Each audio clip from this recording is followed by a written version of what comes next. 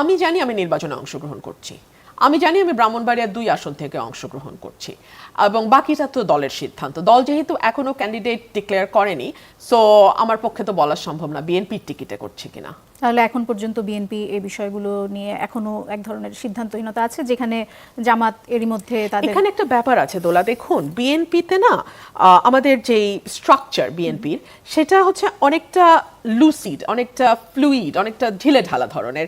এখানে প্রত্যেকটা, এবং বিএনপি একটি বিশাল রাজনৈতিক দল, সো প্রতিটা আসনে একজন প্রার্থীর সঙ্গে একই ধরনের যোগ্যতা বা একটু কম যোগ্যতা বাট যোগ্য প্রার্থী আরো 5-6 জন করে আছেন। সো একজনের নাম যদি এখন ঘোষণা করা হয়, আমি জানি না এলাকায় এলাকায় বা আসনে আসনে কিছুটা কোন্দল হতে পারে।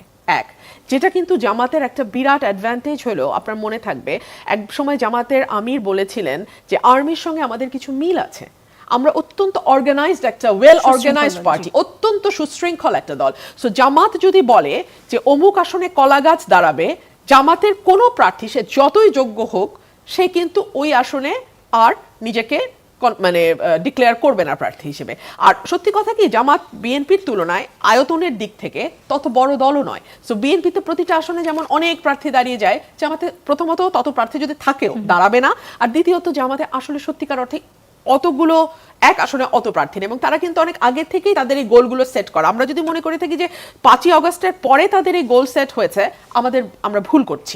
তাদের এই আজকে যে জায়গাটায় তারা এসে দাঁড়িয়েছে, এটা কিন্তু তাদের দীর্ঘ পরিশ্রমের ফল।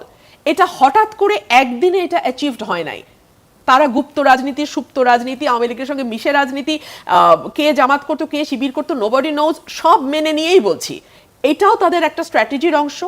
ধরুন এইবার তারা যে প্যানেল দিয়েছে ডাকসুতে, একদম মানে হরেক রঙের প্যানেল, আপনি তাতে দেখবেন যে আধুনিক একজন তরুণীও যেমন সেখানে প্যানেলে আছে, আবার একেবারেই মানে স্ট্রিক্টলি ইসলামিক শরিয়া ফলো করা একজন প্রার্থীও সেই প্যানেলে আছে।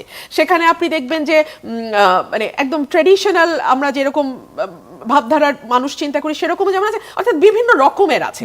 সো এগুলোও কিন্তু তাদের একটা স্ট্র্যাটেজি, এগুলো তাদের একটা কৌশল, এবং তারা খুব ভালোভাবে জানে যে রাজনীতির এখন দুটো মাঠ। এটা আমি 2022 সালে যুগান্তরে লিখেছিলাম, বা 20 সালে আমার মনে পড়ে। রাজনীতির দুটো মাঠ, একটা হচ্ছে চিরাচরিত প্রচলিত মাঠ, যেখানে আপনার নির্বাচনী প্রচারণা হবে, মিছিল হবে, সমাবেশ হবে, মিটিং হবে। আরেকটি হচ্ছে ডিজিটাল মাঠ। ডিজিটাল মাঠ ইজ এখনকার দিনে is more important than that traditional মাঠ, বিকজ একটা ট্র্যাডিশনাল মাঠে আমি যখন প্রোগ্রাম করেছি ম্যাক্সিমাম আপনি 50,000 লোক, মানে এইটা একেবারে মানে অস্বাভাবিক যদি লোক হয়, আপনার 20 থেকে 25-30,000 লোক একটা উপজেলায় আপনি গ্যাদার করতে পারবেন, আর আপনি মুহূর্তে আপনার বক্তব্য 10 লাখ লোকের কাছে যেতে পারে। এটা হচ্ছে সামাজিক যোগাযোগ মাধ্যমের শক্তি। ডিজিটালি তো আপনারাও অনেক এগিয়ে গেছেন, আপনাদের দলের প্রধান নিয়মিত এখন তিনি ডিজিটালি আপনাদের সাথে যুক্ত হচ্ছেন, অনলাইনে যুক্ত হচ্ছেন, এবং তিনি সেখানে বসে কি করছেন, কোন বাসে কোথায় যাচ্ছেন, সেগুলো আমরা ফেসবুকে দেখতে পাচ্ছি। সো ডিজিটালি বিএনপিও যে খুব পিছিয়ে আছে, না, ডিজিটালি আপনারা যদি এখন এটাকে জামাতের সঙ্গে তুলনা করেন, আমরা পিছিয়ে আছি।